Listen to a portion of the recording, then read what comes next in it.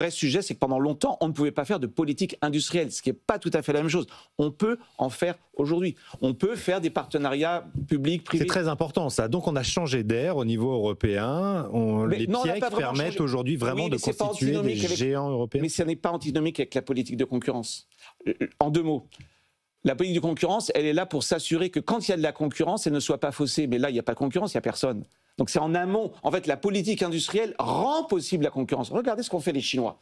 Ils font de la politique industrielle, ils créent des entreprises automobiles. Ça, c'est de la politique industrielle. On est passé de 300 à 150 ou une centaine aujourd'hui. Là, il n'y a pas de concurrence. Mais ensuite, ils mettent de la concurrence entre les acteurs. Absolument. Ils sont très darwiniens. Hein. Oui.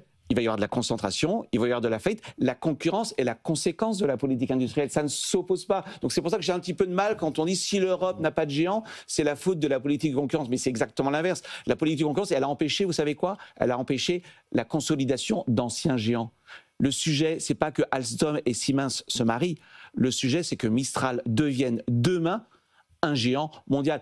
Regardez l'âge moyen des entreprises du CAC 40. Non mais c'est ce que j'allais vous dire. On a une vieille industrie. L'âge moyen du S&P, c'est 30. Et je ne suis pas en train de stigmatiser les anciennes entreprises. C'est très bien. On peut avoir les deux. On peut avoir LVMH et Mistral. Force est de constater que pour l'instant, on n'a que des grands groupes. Et je trouve que ce message de Draghi, il faut les taxer. Je finis juste là-dessus. Ce message de Draghi, je trouve qu'il n'est pas assez passé. Et on le trouve peut-être mieux expliqué dans le rapport de Tirole. Oui. Il dit clairement pourquoi l'Europe innove moins que les États-Unis. C'est pas une question d'innovation incrémentale. On est très bon. C'est qu'on ne sait pas lancer des innovations radicales. Et à votre avis, pourquoi il n'y a pas d'innovation radicale?